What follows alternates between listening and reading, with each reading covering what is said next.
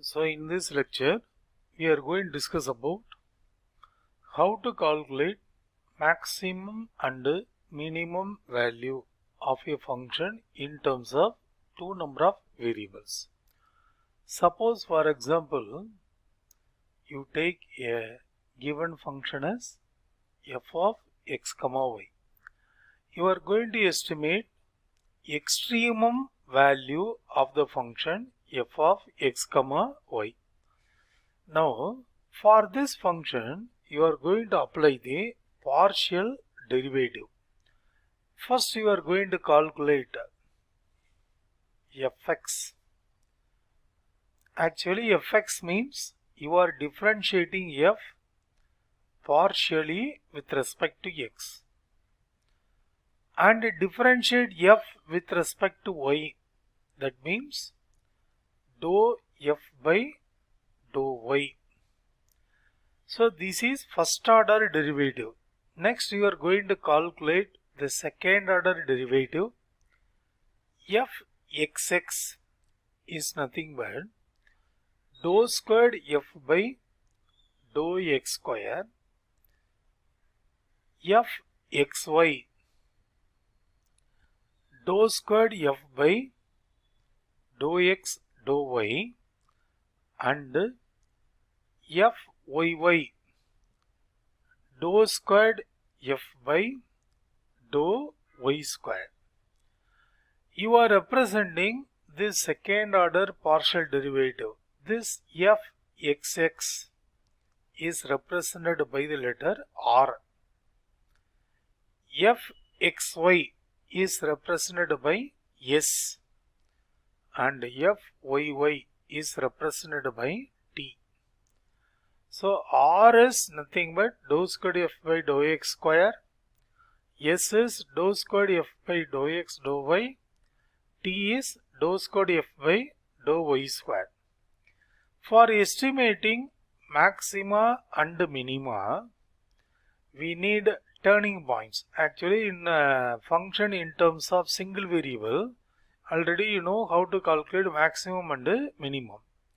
So now here you are going to equate the first order partial derivative fx and fy equal to 0.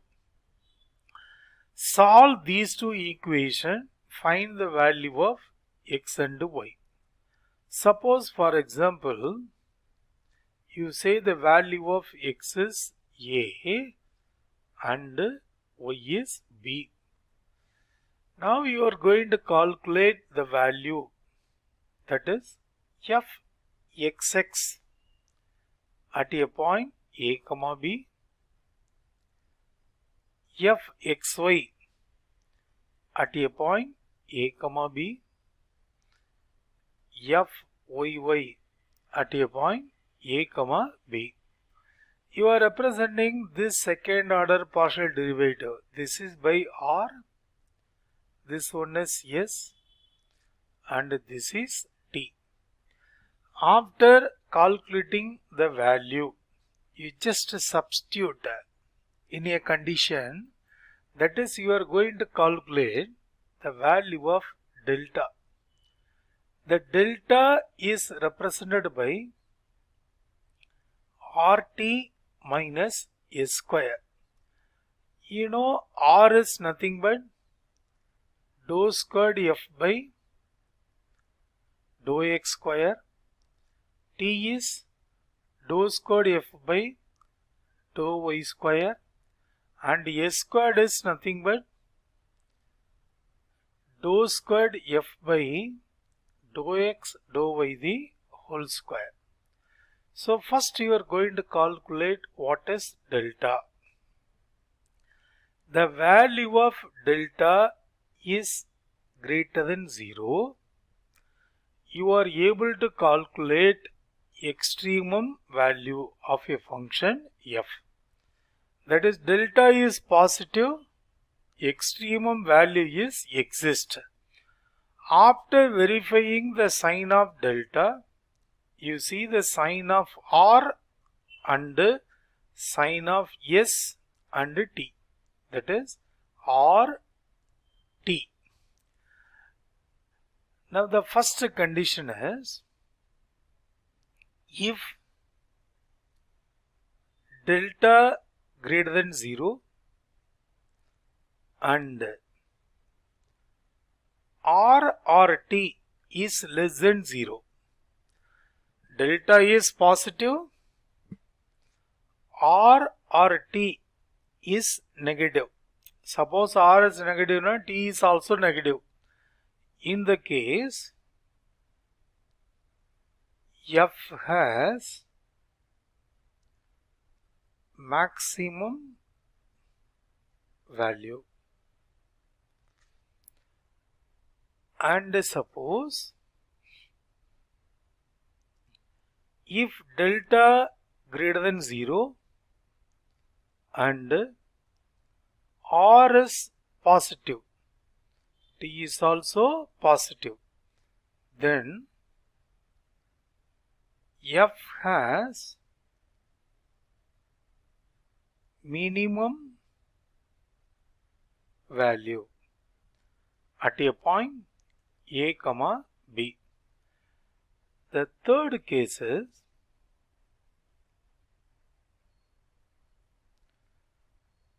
suppose the value of delta is negative, then f attains neither maximum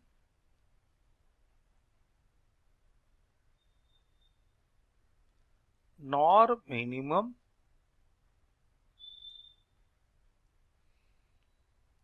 at the point a comma b, and it is called the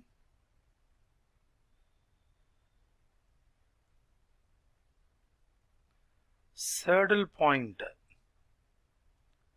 of the function.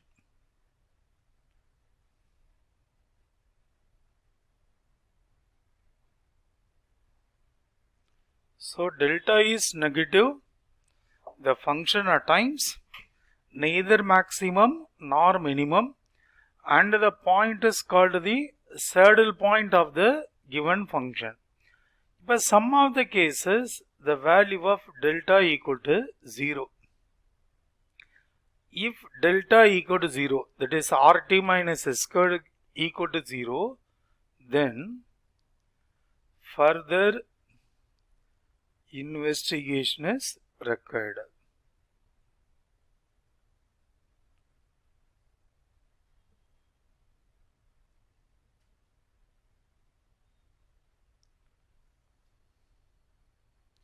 To find